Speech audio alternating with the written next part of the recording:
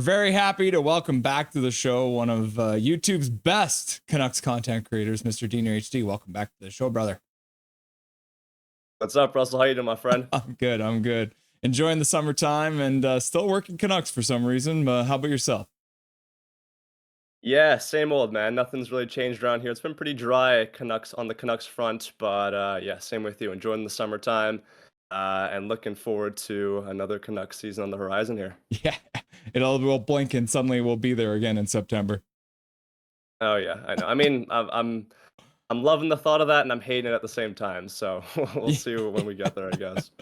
So let's start off by talking about additions to this Canucks roster. And there haven't been a lot, but is there any additions to this Canucks roster moving into next year that you think will be really good for the team? Well, other than the dozen fourth-round picks we've seen to acquire, I am happy that we made the 15th overall selection a couple of weeks back, and I do like the player in Coots, so I think that is a solid pick. You know, I'm hearing a lot of good things about him in regards to the compete and just the fact that he's kind of like a, I guess, semi-local boy, if you want to even call it that, right? But centerman coming up, that's probably the best way to get centers is to draft and develop them. I mean, we've seen how much we've struggled to try and trade for one, and I mean, ever since Miller, which was just like a lightning strike, like you never get that sort of value for a player in Miller. So it's gonna be hard for us to acquire a second line center. So I like that we're internally developing one with that pick. I know a lot of people talked about Eklund and Aitchison and players like that, but I do like what Alvin was thinking there. Mm-hmm. And I mean, Evander Kane, like I don't hate it. You know, like it is going to be a little bit questionable, and given the circumstance of this team and the dressing room and whatnot. But you know, you're getting a guy that can get you upwards of 20 goals. And even after taking a full season off, he still looked pretty decent in the first two rounds of the playoffs, minus the penalties he was taking, right? So if he can discipline himself and he can fit in that locker room, I'm sure he'll be pretty good alongside either Pedersen or Hedl or whoever he's playing with on that roster. There was obviously like a very loud and negative reaction when they did end up picking up Kane. Is that more a result of being hurt by JT Miller earlier last season, or is that the result of something else? I think a lot of it has to do with the history, and you know, you have a lot of Canuck casuals who picked up back with the Canucks back when they were in the playoffs in 23-24, and they saw the altercations with Zadorov and all these other players involving Kane. So I think people view him in a negative light in that sense, but he is a local boy. You have to remember that, and I do like that aspect of it. He seemed to really be excited to come over here and play, obviously be with his family, right? So there's that. And I mean, as well as the whole gambling thing, which I mean, I'm sure everyone knows all about, right? Which it isn't the greatest look. And I've talked about this on my channel as well, right? But all that being said, I'm willing to give him a chance. And if he can find his groove here and, you know, get himself up to par, have a full season to train after having surgery, you know, I'm willing to see what he can do on a pretty low risk 1 year deal. Mm-hmm. Yeah, that's the thing. 1 year up, and then if you like him, he signs an extension, and if you don't like him, then he just walks away, no problems, no OEL buyout to deal with after that. Yeah, absolutely. You know, so we'll see how it goes. And honestly, there weren't that many other players that seemed willing to sign with the Canucks. Mm-hmm. So if you're getting a guy that's gotten 50 points, 40 points, pretty consistently throughout his career, then I mean, why not give it a shot? Yeah, and you're starting to see that. I think a lot of the local boys are starting to come the minor deal, but they picked up a guy named Jaden Lee, who's a local boy from North Van, to play for the Abbotsford Canucks. So that kind of seems to be the trend with the Vancouver Canucks as an organization, bringing all the kids home. That I mean, and you look at the development coming out of North Van and BC in general. There's a lot of talent coming out of here, so it wouldn't be a bad idea to grab some of these kids when we can.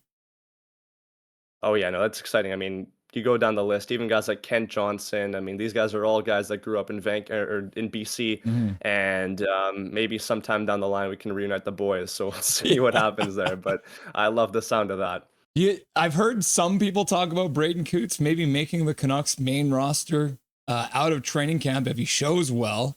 If you were to put like an over-under on, let's say, 9 games played, which is if he plays 9 games, he stays. Do you think he plays 9 games or less or more? I don't think he does. I think that Alvin's actually done a pretty good job at, or I don't know if it's his discretion rot of I guess easing players into the NHL, and I'm personally not a fan of rushing them unless like they're absolutely sure they're going to be ready. I don't want another Jake Virtanen instance where they Mhm. played him early and then realized that maybe they could have sent him back to the WHL or to play a bit more in the AHL. So when it comes to a player like Coots, who still could put on a bit more size, I think, and still has a lot of room to grow. I would love to see him play a majority of the season in Abbotsford, maybe play 1 or 2 games, kind of like what they did with like Kudryavtsev or one of those types of players who's still relatively young. Mhm. Just give them a little bit of a taste. But the last thing you want to do is rush a guy. And I think that with Coots, there's a lot of upside there, and there's honestly no reason to bring him up. We still have 4 centers who I think can play better than him at this moment, unless he absolutely shows out, of course, Mhm. in training camp, Yeah. which I mean, I wouldn't hate either, but do I see that happening? I'm not too sure. Yeah. So we'll see. So deletions from the team, subtractions. Was there anyone that they lost out of the bunch that you think is going to hurt this roster more than it helps them by losing them? Yeah, I mean, an easy answer is Suter because of the versatility. I mean, I was a big fan of Suter, playing up and down the lineup. You can practically put him anywhere, Hmm. and he can find a spot, whether that's the penalty kill, the power play, even a first line center for a little bit, which he excelled at. But in saying that, I'm not upset at the fact that we lost Suter for, I think it was 4 million, right? Hmm. I was more a fan of Suter because of the value we were getting him at. And the fact that he excelled, I mean, fair play to him. I mean, give him full credit. He played very well this year. I'm not sure he'll be able to replicate that given the fact that the Blues already have 2 pretty good top line centers in Hmm. Robert Thomas and Braden Shen. So he's probably going to slide probably in that third line or maybe as a winger in the top 6. So Hmm. do I see him hitting 40 plus points again? Probably not. And even with the Canucks, I mean, I'd probably rather have Heedle there anyways, right? At their price tags, which are pretty similar now. But yeah, no, I mean, Suter at 1.6 was definitely a bargain, and it's going to be someone that's going to be hard to replace. And I mean, Joshua too. I mean, I'm obviously referring to the Joshua of the 23-24 season. We didn't really Hmm. have a Joshua this year at all, but you do wonder what he's going to look like with a full season to recover and train, and obviously hope the best for him in Toronto. But yeah, that physical presence is going to be hard to fill.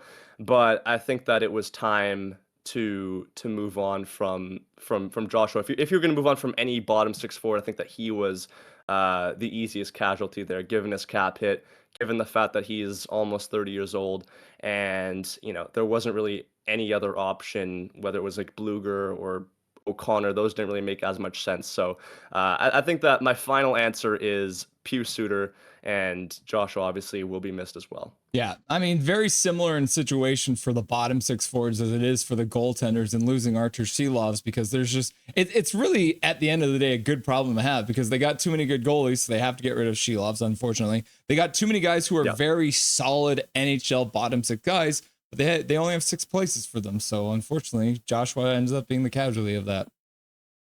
Yeah, and that's not, I forgot Shelovs as well, but I think that there is a greater risk there. I'm more worried about that one Mm, because of what it could be, not because of what it is right now. Because I mean, Shelov's at the NHL level. He wasn't incredible in the regular season, but you never know with him. He's just a complete wild card. And I mean, near the end of that Abbotsford Canucks run, he was pretty fire for us, right? hmm. So we'll see what version that the Pittsburgh Penguins get, and we'll see how it all pans out with the Demko extension. That's a huge risk, man. So I completely forgot about that. But I think that for next season solely, I do think that Suter will hurt us. The lack of Suter will hurt us the most. But Artie and what he could become is a bit of a haunting feeling, in my opinion. That's my hot take for next season is Archer Shelovs starts for the Penguins because Tristan Jarry seems to be a bit of a train wreck right now for them. Yeah, I mean, we'll see if he's even going to be on the Penguins next year, or the Oilers are going to take a chance on him. I've heard reports about that, so that's going to be an interesting trio in Pittsburgh. So we'll Yeah. see.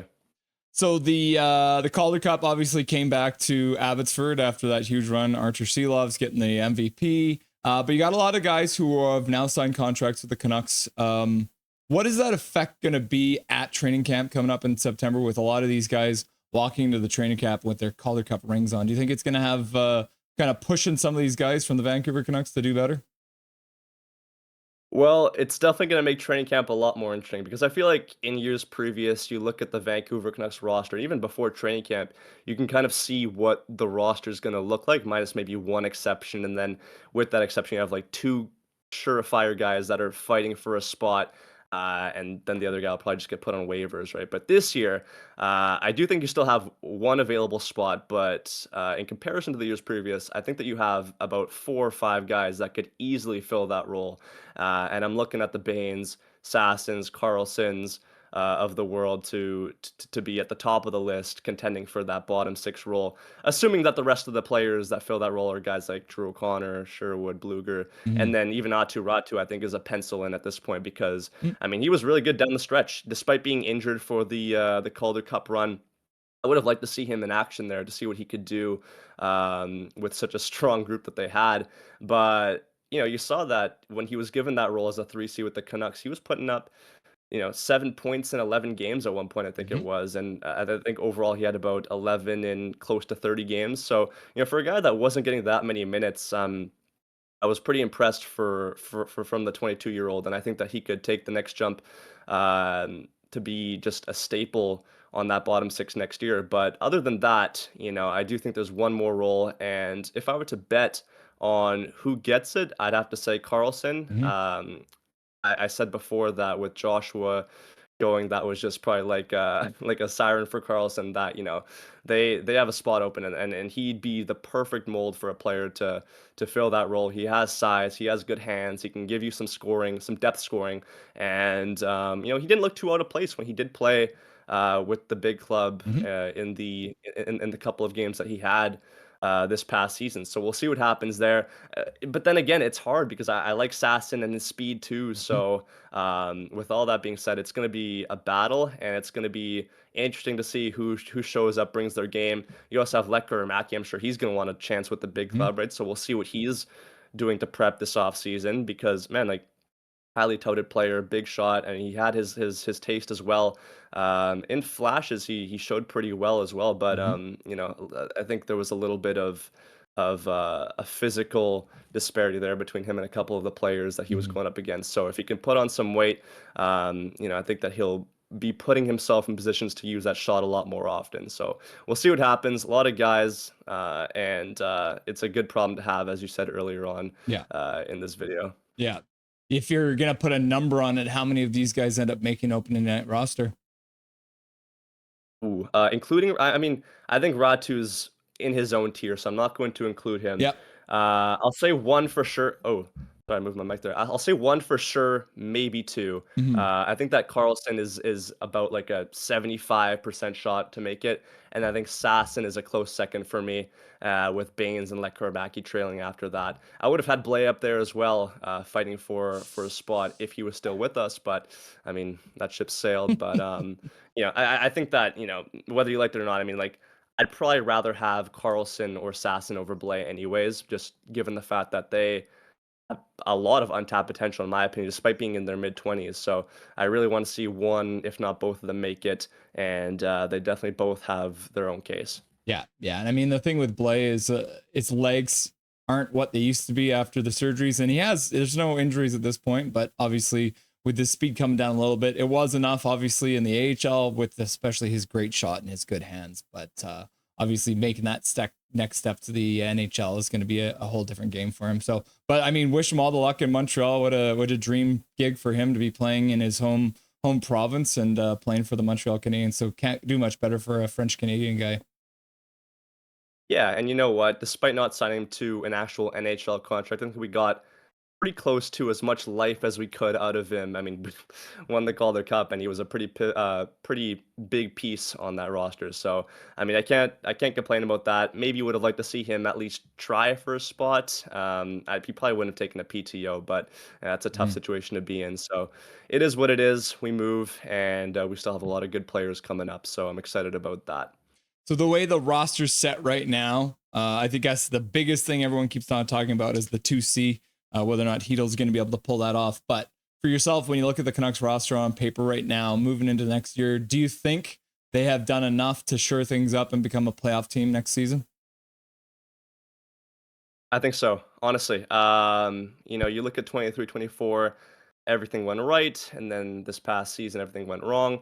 And they were still only 6 points out of a playoff spot. I mean, you heard all the players talk pretty confidently. You've seen like Besser's jumped on a podcast, Myers Mhm. has jumped on a couple of interviews, and it seems like all the players seem really excited to come back. And there seems to be this belief in the room, and I don't know where that came from because when we signed Kane or when we traded for Kane, it seemed like the city was just, darkened and a lot of people were pretty pessimistic about what this team was going to look like come training camp. But then after we signed Besser, there seemed to just be this sudden hope for some reason. Mhm. And I don't know, I feel it too.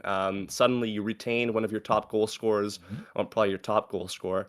And you look at the team last year, and given everything that they went through, man, it was a lot for the players to deal with. And they're just people at the end of the day, right? So having it all up in your ear in such a hectic market can't be easy. So I'm sure they're looking forward to just a clean slate, a chance to prove what they're all about, and get back into that race because I'm sure they know that they can get there. I mean, they Mhm. were there, not even 18 months ago.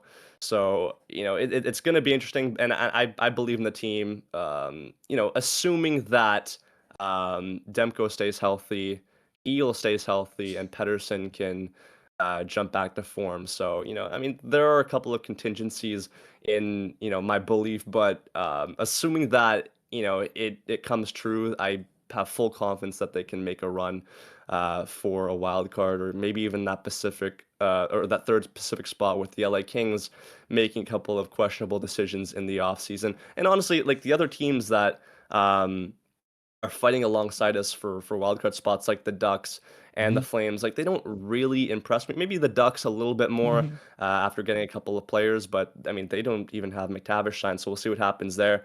And the Flames I think overachieved a lot last year. I think they'll come down to earth. And I mean the Kings, it goes without saying that they've gotten a lot worse. So I think that leaves the Pacific wide open. So the Canucks definitely have a shot. They didn't get all that worse from last season, in my opinion. If not, I mean, if it weren't for a couple of injuries, then they're in the playoffs. So, I mean, why not? Why not believe that they can make the playoffs? I go into every season thinking this, but Yeah. this year in particular, I think that they'll have a decent shot at making it. I must be more delusional because I come into every season thinking they can win the cup. So maybe I got to work on, taking my Y- standards down a little bit. Yeah, you one upped me there, right? I don't know if I'm there yet, but maybe by November, December, if they've proved enough to me, then we'll see. Yeah, I figure if I say they're going to win the cup every year, if they eventually do, then I'll look really, really smart as long as people don't review the tape. Yeah, you can just say you called it, right? Yeah. So, I mean, I like those odds, right? Yeah. If they didn't win it, you know what? It's okay. It's just my delusion talking. But if they win it, then hey, what are they gonna say then? Yeah. So moving off the Canucks just for a minute before we get out of here for the day, watching the offseason, how everything's unfolded, is there a team out there that you feel like has taken real big strides and is going to make a good push for the NHL season next year? Wow. I do like the moves that the Montreal Canadiens made. I don't know what the St. Louis Blues were thinking, getting rid of a guy like Zach Bolduc, still a young player, and he definitely has a lot more room to grow. So the fact they only gave up Logan Mailloux, who I think is a pretty expendable piece, Mhm. um, and to get Bolduc to slide into their top nine there is going to be a big plus. Not to mention getting Noah Dobson. I mean, he's going to fit like a glove there with Hudson and Gooley and the rest of their core. So I think that they're poised for a pretty decent jump. Um, I mentioned the Anaheim Ducks a little bit. I think that they made some interesting moves, maybe a couple of impulse decisions, getting some guys like Kreider and Granlund, who seem to just be filling dead space. I don't know, like they are better on paper now, and obviously I'm sure their young guys like Gauthier and Carlson are gonna take strides as well. Mhm. But I don't know. I think they're a little bit of a toss up. I still think the Canucks edge them out a little bit, but I mean they'll certainly be better than they were last year. So we'll see. But those are probably my two biggest, you know, are teams that have taken the biggest strides since last year. Yeah, I have the same feeling about Montreal. I feel like might be a very scary team this year when you can essentially have either Hudson or Dobson on the ice pretty much the entire game. Yeah, yeah, exactly right. So that'll be fun to watch. And you know what, I kind of have a bit of a soft spot for the Canadians. I don't hate them as a club. They're not a divisional rival, so they'll be a lot of fun to watch next season as well. But yeah, that's probably my front runner. Cool. Awesome. Thank you for taking the time out of your summer, Diener, to come on the show and chat with us. I just did I did a schedule. So I've taken the Abbotsford schedule and the Vancouver Canucks schedule and I've mashed them together. And there are 10 times this season where we're going to do a double header, which is going to be Abbey Canucks versus Vancouver Canucks. So I'm sure we'd love to have you come on for some more hits, maybe during one of the double headers or something like that. Yeah, I think your vocal cords are gonna need it, so I'll take some time off of you there. I'd gladly do that. Yeah, it's gonna be a lot of fun, and I can't wait to discuss this team further once the season's underway. Cool. Enjoy the rest of summer, and make sure you take your cousin out to maybe the number 5 orange next. I will. All right, see you, man. Nothing is perfect.